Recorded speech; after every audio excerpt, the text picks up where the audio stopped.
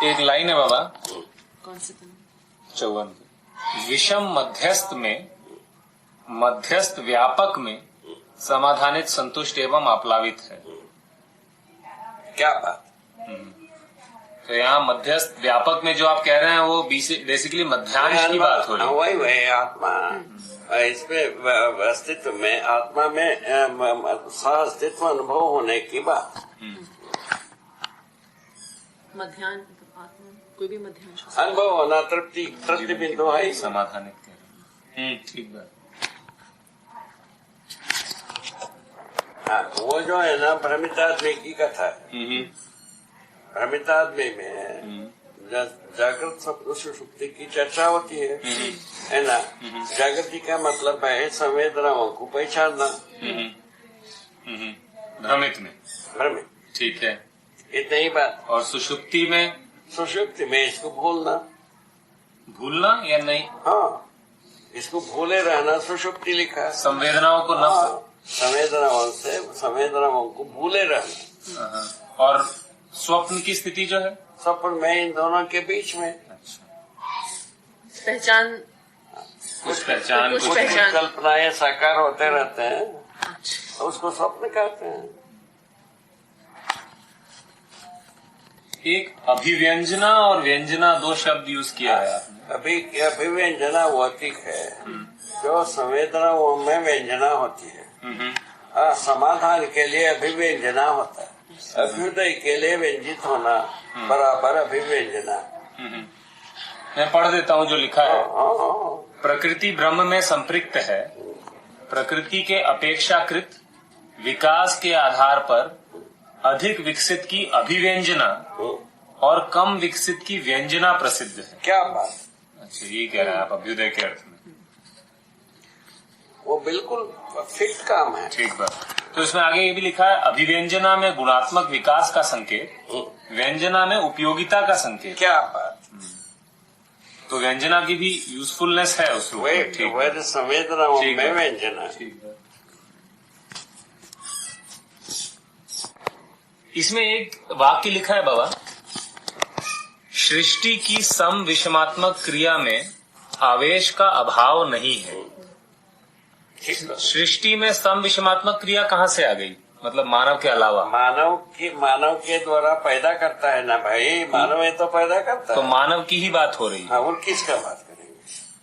नहीं, तो उसका अभाव नहीं है लिखा हुआ है। वही तो इसका मतलब कुल मिला के इतना ही कह रहे हैं कि जागृति क्रम निरंतर है, ये कह रहे हैं क्या? जागृति क्रम में मानव जो है ना, किसी को आवेशित करना, किसी को ध्वंस करना, किसी को नाश करना, किसी का विरोध करना, ये सब तो विषम स्थिति में बना ही है।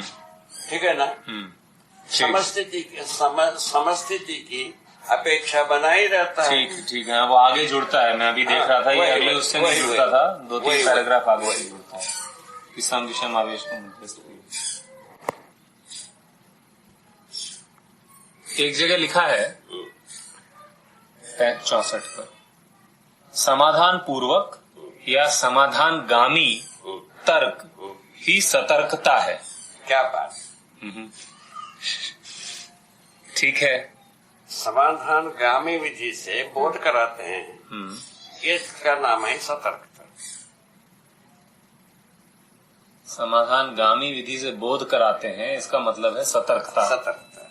सतर्कता के तर्कसंगत विधि के बिना, तर्कसंगत विधि के बिना ठीक है, बोध नहीं कराया जा सकता। ठीक। तो आप जैसे अभी हम लोगों को करा रहे हैं, ये सतर्कता। वो तो आप ही कह रहे हैं तर्कसंगत है, इसीलिए अपन स्वीकारते हैं, नहीं तो काय को स्वीकारेंगे। ठीक है, तो वो तो बेसिकली समझाने की प्रक्रिया में भी तर्क संगत होना पड़ेगा, इतना ही कह रहे हैं। ठीक है, उसी को सतर्कता के बाद प्रमाणित करते हैं, वो भी होना पड़ेगा। तर्क संगत होते हैं। ठीक बात। अगला सुजगता तो निर्भ्रमता को बोला ही है उसमें। एक जगह संख्या के बारे में कुछ लिखा है आपने कि एक तो ये लिखा है कि परिणाम ही इकाईत्व है, यही संख्या और समूह है। बोलिए। सम्यक प्रकार से ख्यात होना ही संख्या है। ये एक परिभाषा दी है आपने। पूर्णता के अर्थ में जैसा हर एक वस्तु को संपूर्णता नाम दिया। वो कैसा होता है बताया? इकाई धन वातावरण बराबर इकाई संपूर्ण। ठीक बात। एक लिखा है इकाई धन इकाईत्व सहित हर वस्तु, हर एक इकाई स्वयं में व्यवस्था, समग्र व्यवस्था में भागीदार, ऐसा लिखा। उसी का है स्वरूप। तो पूर्णता के संपूर्णता के अर्थ में संपूर्ण वस्तु में, पूर्णता के अर्थ में चैतन्य वस्तु में है, केवल ज्ञानावस्था में, बाकी सब संपूर्णता के अर्थ में जी रहे। तो सम्यक प्रकार से ख्यात होना ही संख्या है। संख्या है। एक जो है ना पूर्णता को व्यक्त करने के लिए संख्या है। पूर्णता क्या है? दो भाषा में हुई, संपूर्णता विधि, पूर्णता विधि। तो इसको व्यक्त करने के लिए एक या कोई भी नंबर है, आप ये कह रहे हैं? हाँ, एक अच्छा, एक का ही जोड़ घटा। ठीक ठीक है ना।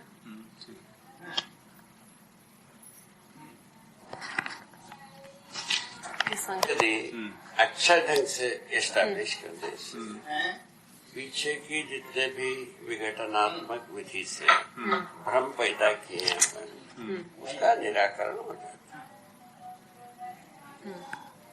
क्या कह रहे हैं?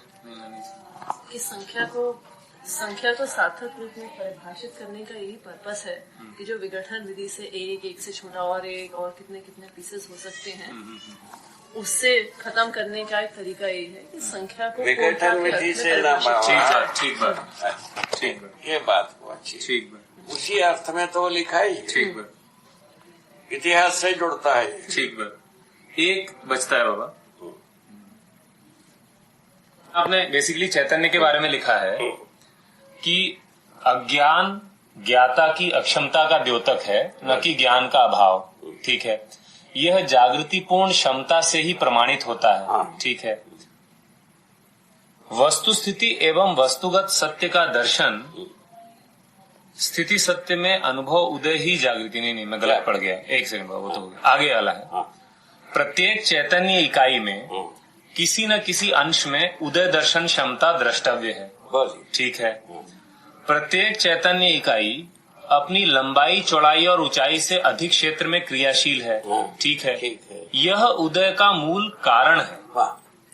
ये जो इकाई जो है ना, जड़ प्रकृति और चैतन्य प्रकृति में अंतर के बारे में बात किया है। ठीक है, तो जड़ चैतन्य प्रकृति मूल रूप में अपना लंबाई, चौड़ाई, ज्यादा में क्रियाशील है, अधिक जगह में अपना कार्य गतिपथ बना लिया। ठीक बात।